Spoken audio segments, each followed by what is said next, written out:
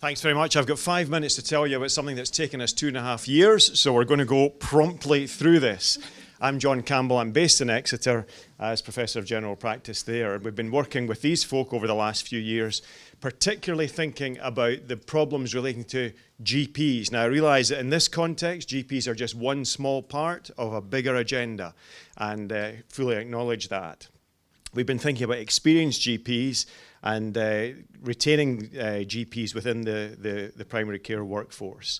So what we've been doing, and I'm into my 5 minutes, we've done 6 things: a systematic review, which we started in January 2016, a survey of all GPs in the Southwest. We've undertaken interviews, a RAM, a RAND appropriateness method expert panel to look at the causes underpinning some of this, some modelling work, stakeholder consultations, and we have just completed our write-up. Why do UK GPs quit patient care?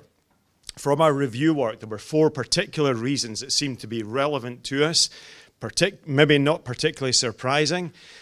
Push factors which were pushing GPs out of the workforce, and this is focused on the Southwest GPs particularly. Issues about dissatisfaction with current models of care, problems and concerns about increasing workload and complexity of workload. I can only give you the top level on this. Issues related to stress that many GPs affecting their own well-being and health status, and issues about work-life balance. But there were many other factors that we were alert to, issues at practice level, at personal level, regional and national concerns about the current direction of travel within the NHS. The factors that we looked at weren't isolated or static. These tended to be cumulative over time. GPs trading off well-being against practice status and the ability to deliver care and so on. Complexity of the whole environment that we operate within is probably unnecessary to say in this group. Our survey work gave some frightening results. So we surveyed all 3,370 GPs in the Southwest. That goes from Gloucester to the Isles of Scilly. It's one of very few census surveys that have been conducted in the UK. We tend to use different sampling approaches, but this was all GPs that we surveyed. We got a 67% response rate. The figure perhaps to be concerned about is this figure here, that when we looked at GPs, what they were saying about their anticipating about what was going to happen to them over the next 2 to 5 years, 70% of the doctors who responded, which is a very large number, 70% were going to make career decisions that would adversely impact on patient care, either because they were going to quit patient care within 2 years or within 5 years, as you can see, where we had 40% of GPs were saying, I'm going to be out within 5 years, or reducing their working hours, or planning a career break. And any one of those, 70% of the sample were saying. So there is a problem out there that we know about. GPs are fed up with sticking plaster solutions. Government money that's £5 million that comes down, spend it within 6 months, please, and can you improve your access? These are the kind of things that GPs as a whole are completely fed up with. We don't want sticking plaster, we want sustainable solutions. But they do want to look principally at looking at the value and identity of what we do, being valued within the system and valuing the care that is provided to the population of patients that we value as clinicians. Issues about fear and risk came through strongly, about GPs operating in an environment that appeared highly at risk or where they were vulnerable clinically or in other ways. And there was a desire to provide GPs with solutions that were both feasible and acceptable to allow them to remain in direct patient care. The RAM expert panel, I won't go into the details of this, but it was about developing policy and strategy that might be useful at a national level. We took that to a stakeholder conference, 2 stakeholder conferences, in fact, which we held in London, and which had wide representation. Some of the national leaders in primary care were there to help look at the feasibility and the practicality of what had emerged from our findings. And the findings were really summarised from the stakeholder consultation in these key domains. These were some of the key domains that came out. We couldn't cover everything. For example, we weren't able to go into detail about extended roles for nurses or paramedics or pharmacists in primary care. These are clearly part of the agenda.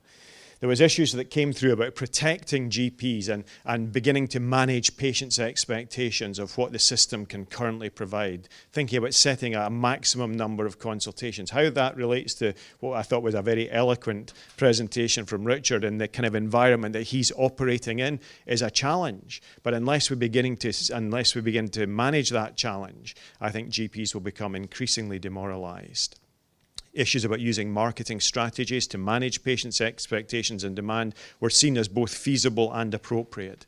Issues about inserting into the system incentives to support GPs in the care that they are presently providing, looking at practices at risk status. So the future of practices like Ocean. Ocean is the one that perhaps we're most familiar with, and the challenge of Plymouth is real just now, obviously. But how do we identify practices who are at risk, and what do we do in response to that? External HR, human resource interventions are important to be considering and thinking about.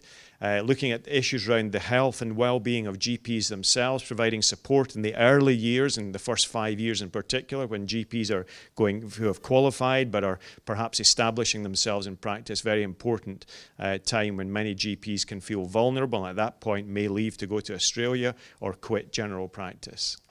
Issues about portfolio and working arrangements. We know that portfolio careers protect the primary care workforce, so issues around research and teaching are not just nice add-ons, but actually protect the service. We also set out to deliver some predictive risk modelling at practice level. And we used data to backcast, to look at historically what the risk was at individual practice level, and then to predict forward to 2021 over the next 5 years what that might look like. And we stress tested our models, in particular if there was continuing to be difficulty with recruitment, or where there was larger than expected population growth. And we know of using our conceptual model, we were particularly interested in using the GP patient survey to define what patients' access to services were, looking at poor, medium or good access, and relating that to workload per full-time equivalent GP, which could be low, moderate or high. The box up in the corner here is the one that we're particularly interested in. As far as England goes as a whole for practices, when you use this type of model, we can see that compared to England as a whole, where around 13.5% of practices might be judged to be at risk of future undersupply, in the southwest we are a bit protected. Now I'm standing right in the middle of Plymouth where we know there is an immediate and acute problem that nobody is denying.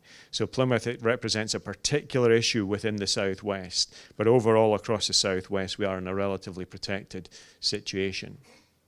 What we did find was that we don't need to do the survey that we did to begin to identify the problem. There's no added value from our survey. We don't need to use a routine survey of doctors' career intentions. We can use routine data. Our workforce survey added little to the model, and practices can be characterized on their present status. So we need to get going.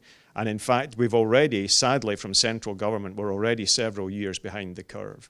This has been a problem that was predictable and hasn't been reacted to swiftly enough. We know where we are now, and some of these innovative solutions need to be brought forward quickly. What we did find is that even in the southwest, in this leafy part of England that we live in, even in the southwest, most practices remain vulnerable to these challenges of hard recruitment, which is a big problem for us just now, and the potential for population change. And that's my little 5 minutes. Thank you very much.